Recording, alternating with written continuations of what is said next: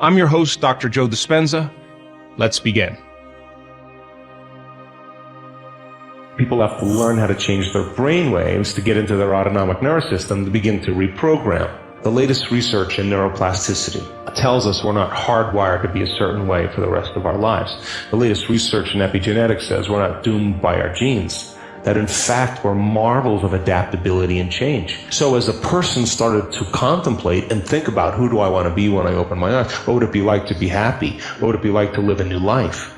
The frontal lobe is looking out into the landscape of the entire brain because it has connections to the entire neocortex, and it's got to resolve the problem. So it starts calling up different networks of neurons that are relevant to the question based on the knowledge the person learns or the experiences that they had, and it begins to seamlessly piece together this new understanding, and that's called intention.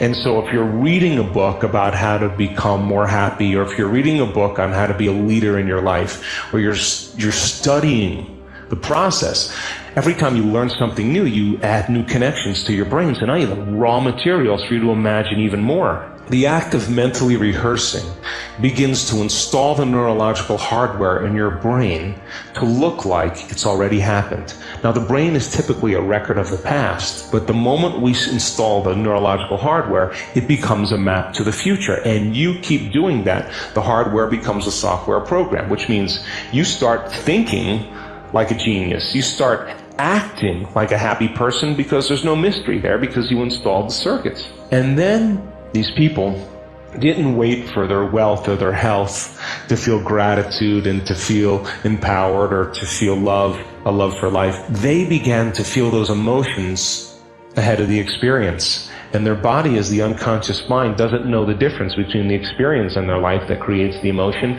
and the emotion that they're creating by thought alone. The body's believing it's living in the future, in the present moment. And the stronger the emotion that they felt, the more they're going to pay attention to the thoughts they're thinking. And now all of a sudden, they're changing their biology from living in the past present reality to living in the future present reality. And I was so intrigued by this process that I went back to school to study neuroscience, because it was the answer. In the internal process of rehearsing and imagining, they had long moments where they lost track of time and space, where when they opened their eyes, they thought it was maybe 15, 20 minutes later, and it was an hour and 15 minutes later. When we get into the present moment, there's a moment where you lose track of yourself. You forget about yourself. And only in the present moment do you have access, according to the quantum model of reality, to other possibilities. And when you're truly in the present moment, the generous present moment, that's the moment then that you are no longer living in the familiar past or the predictable future.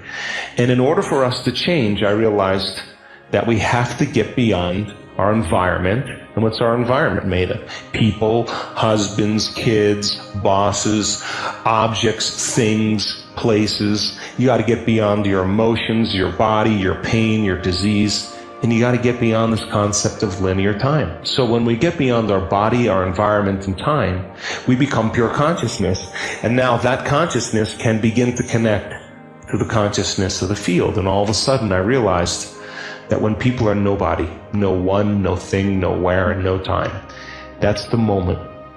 They're no longer a face, they're no longer a culture, they're no longer a skin color, they're no longer a mother, they're no longer a grandmother, no longer a doctor or an attorney, they're no longer a nurse, they're pure consciousness. And that is the element that we begin to connect to something greater. Now, here's my question. Did your brain change at all that day?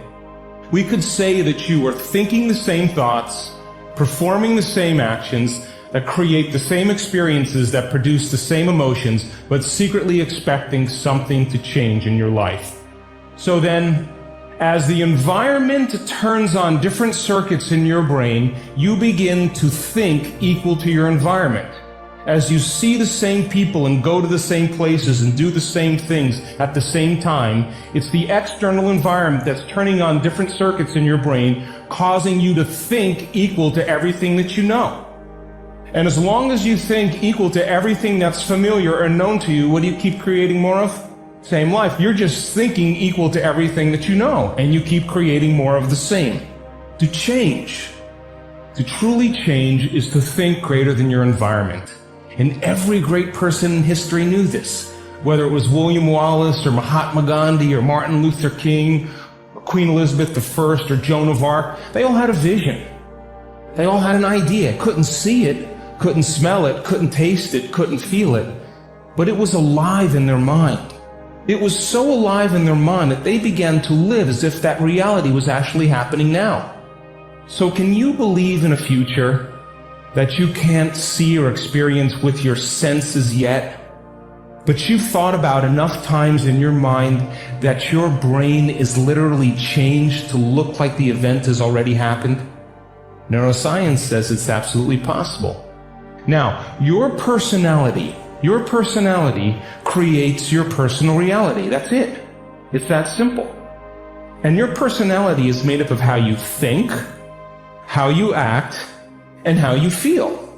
So the personality who's sitting here today, you, has created the present personal reality called your life. Would you agree? Would you also agree then, if you wanted to create a new personal reality, that on a fundamental level you would have to change the thoughts that you are thinking, the behaviors and habits that you're demonstrating, and the emotions that you've memorized that's become part of your identity? And most people try to create a new personal reality as the same personality, and it never works. We have to become somebody else. So then, as you keep thinking the same thoughts, performing the same actions, and living by the same experiences that produce the same emotions, there's a principle in neuroscience that says nerve cells that fire together wire together. And if you keep repeating the same states of mind and body over and over again, your brain begins to fire in the same sequences, in the same patterns and same combinations. And whenever you make your brain work in a certain way, that's called mind. Mind is the brain in action. So as you remind yourself every day who you think you are, you're causing your brain to fire in the exact same ways. And as they fire and wire in the same patterns over time, the brain moves into a very finite signature, and that's called your personality. Now, that box in your brain isn't literally a box, but it's the most commonly wired, neurologically fired programs that run redundantly because we keep doing the same things over and over again. To change your mind, then, is to make the brain work in new sequences and new patterns and new combinations, to begin to make the brain work differently. And the one ingredient that allows us to do that is knowledge or information. Because every time you learn something new, you make a new connection in your brain. That's what learning is. Learning is forging new connections. Remembering is maintaining or sustaining those connections. So now, every time you have a thought, you make a chemical. And if you have a great thought, or an unlimited thought, or a joyful thought, you turn on a set of circuits in your brain that fires in a very specific sequence, pattern, and combination that produces a level of mind that turns on another part of the brain that makes a chemical for you to begin to feel exactly the way you were just thinking, great or unlimited or joyful. Now, if you have a negative thought or an unhappy thought or a self-depreciating thought, you turn on a different set of circuits and a different combination, a different sequence, and a different pattern that produces a different level of mind. And the brain then begins to make a different batch of chemicals that signals the body for you to begin to feel exactly the way you were just thinking, negative or unhappy or unworthy.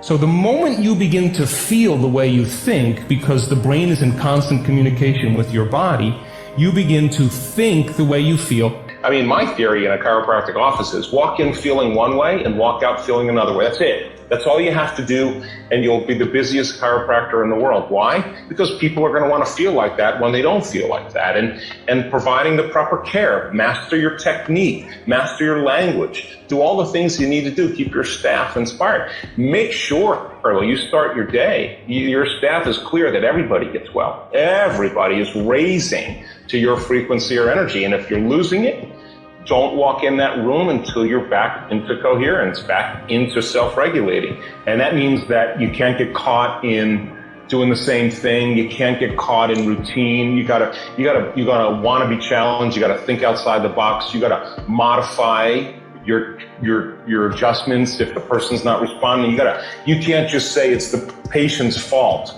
that they're not getting better. You got to be equally as refined in your craft as well, and tell them the truth. Right. I mean, tell them the truth and watch how they respond, because there's so much fear right now in the world, and that's exactly what's weakening people's immune systems. And they're suggestible to information equal to their emotional state. We only accept, believe, and surrender to information equal to our emotional state. Change a person's emotional state, change their energy. And by the way, nobody changes until they change their energy. And I guarantee you, they're not going to believe the same information because they're not viewing their future through the lens of the past. The emotion is the lens of the past. If you are going to preach innate intelligence, this self-governing intelligence that's doing its best to express itself through us, take a little time every day. Just a little bit of time and get quiet. Get beyond your environment. Get beyond your body. Get beyond time.